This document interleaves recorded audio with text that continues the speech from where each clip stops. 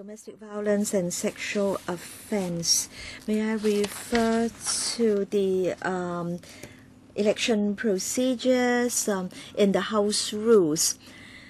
Can I invite nominations for chairmanship? We must have at least one proposer and a seconder for a nomination, and the nomination must be accepted by the member being nominated. Chairman, I nominate Mr. Fernando Zhang. I second the nomination. We only have 3 members here. Thank you very much. Other nominations? All right. Should I continue to chair the meeting? Or rather, the chairman should take over the chair.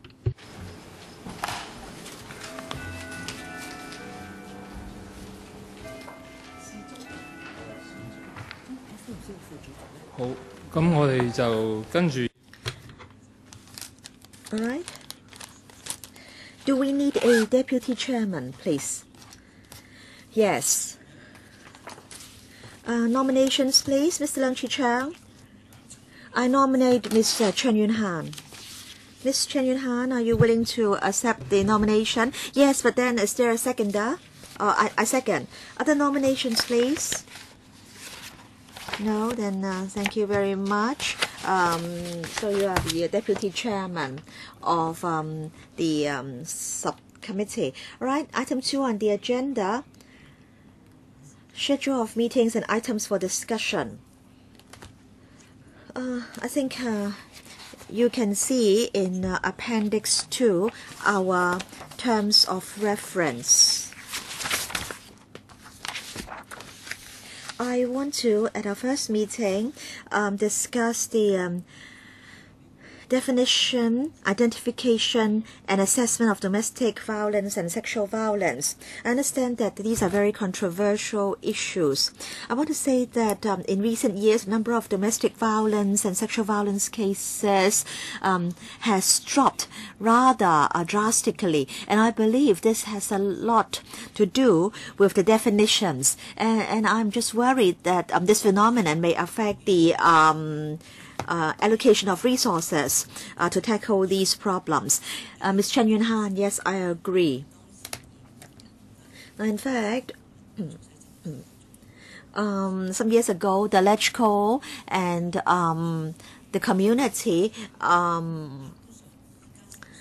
did succeed in persuading the administration to do more to tackle domestic violence and sexual violence. In fact, we have seen a substantial decrease in a number of such cases, and yet I have been receiving complaints, and many are of the view that this perceived decrease is really rather unreasonable.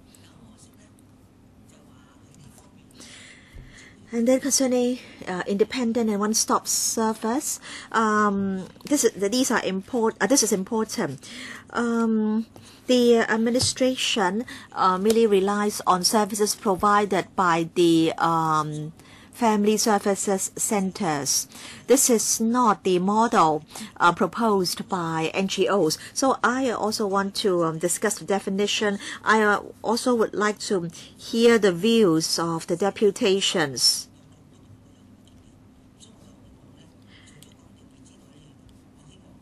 I understand that various groups and organizations do have a lot of views to put to us. So we'll discuss the definitions, and we should also meet the deputations.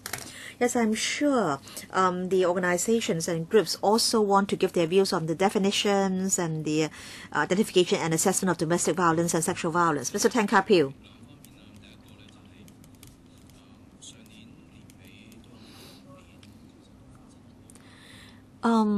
Since the end of last year, we have seen a number of cases of suicide involving young families. I believe they were disturbed by financial problems. We can't really call these domestic violence cases, but I'm concerned about such a problem. I'm concerned about whether there is adequate support for young families which are facing problems, including financial problems.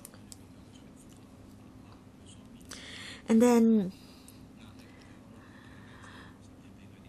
concerning the pressure borne by males, husbands, fathers, and also sometimes the victims of domestic violence are males, and there aren't too many refuge centers for these victims. There is only one such center in Kowloon Bay, and it's always full. And according to the SWD, 10 to 20% of the domestic violence victims are in fact males. So we will also include young families and also males. And of course, we're also concerned about the suicide of families involving children. Mr. Leung Chi Cheung, I want to say that rapid changes have taken place over the past 20 to 30 years. The composition of families has changed a lot. And I understand that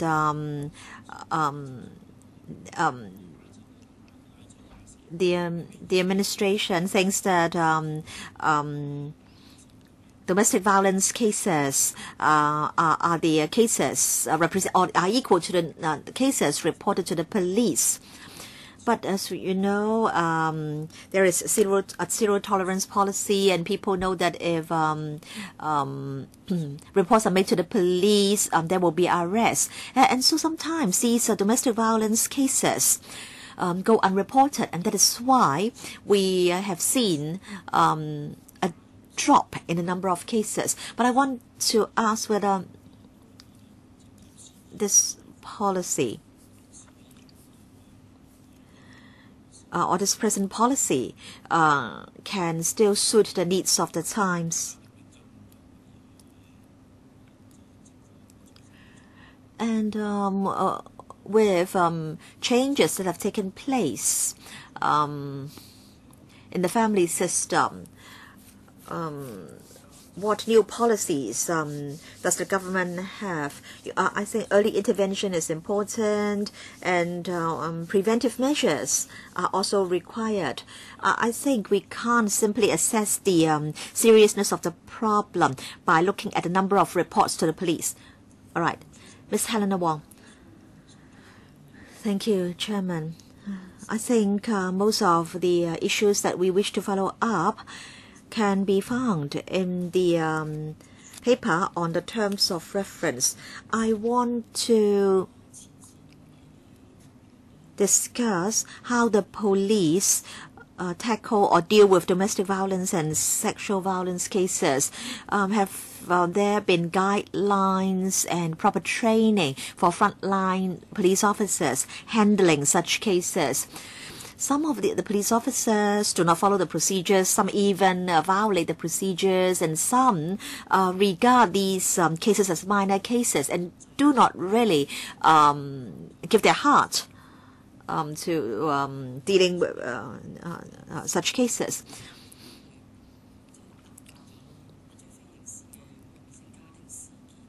Sometimes domestic violence cases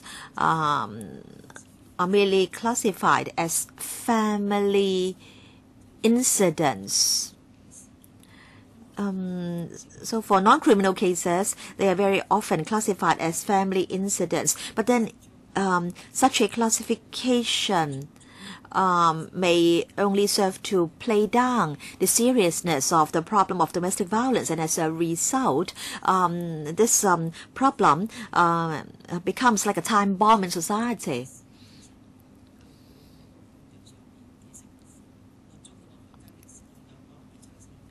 And in fact, the case is potentially very serious, but giving the case a family incident classification is like sweeping the matter under the carpet, and then videotaping and the other arrangements or giving evidence in court through videotaping, video conferencing.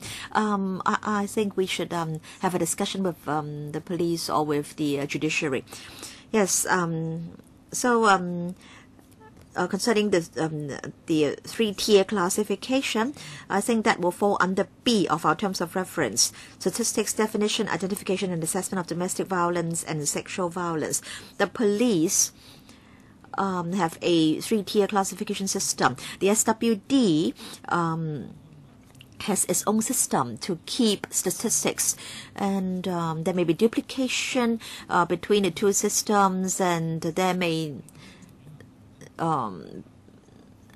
be a lack of coordination or communication between the two departments. Ms. Chen Yun-han has said that there should be a public hearing. So I want to say that we will be discussing the role of the police and the judiciary under D and F. And then Chairman H, mental health services. These are very important. A lot of domestic violence cases occur in public housing estates and in the community. I understand that at the moment a community-based mental health service is emphasized, but then I'm worried that in fact the policy is creating or is putting another time bomb in the community, and I don't think given the number of topics to be discussed that we can cover everything in one public hearing. Now, if there is a lack of, or if there is insufficient community support for mental or ex-mental health patients, the ex-mentally ill, then do not put them back into the community. Some of them live alone, and they don't have family members to make sure that they take medicine and return for follow-up consultation regularly. Now, in fact, in some of these domestic violence cases, or in some of these violence cases, the victims may not only be the family members, but also neighbors. Mr. Chen Chi-chun, I'm concerned about domestic violence suffered by the sexual minorities. According to some sexual minority groups, the centers do not know how to deal with domestic violence cases involving sexual minorities. Now, say for example, if a wife has been beaten up, then the husband will not be allowed entry into the center. But then the centers may not know, the support centers may not know how to deal with same-sex relationships. And then some young people are physically abused by their parents because their parents have learned about their sexual orientation. All right. Yes, we understand that the present mode of service delivery may not be able to really give effective assistance to the group of people that you've referred to, Mr. Chen. So,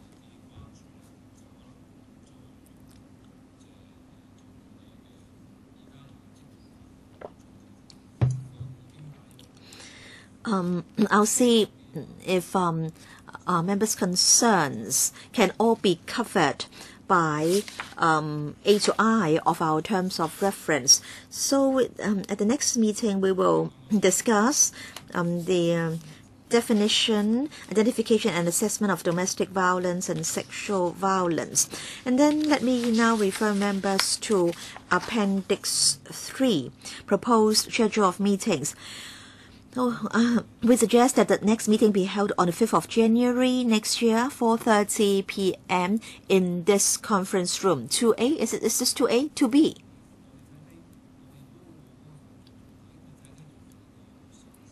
We'll be meeting deputations. We will try as far as possible to use this conference room. But of course, it depends on the number of deputations coming. Ms. Helena Wong, I'm looking at the schedule. Now concerning the 3rd and the 4th meetings, 10th of March, 14th of April, my lesson will finish at 11:30 a.m.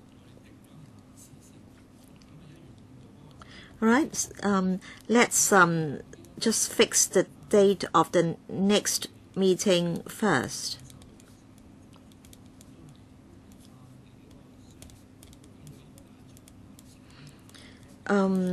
For the other meetings or the meeting time in this schedule, you can tell the Secretariat which slots are not convenient to you. Because I have to teach. In fact, I have a similar problem, Ms. Wong. All right, so we will make further arrangements later. So the meeting is adjourned now. Thank you. 1月5號我都唔得喎，原來。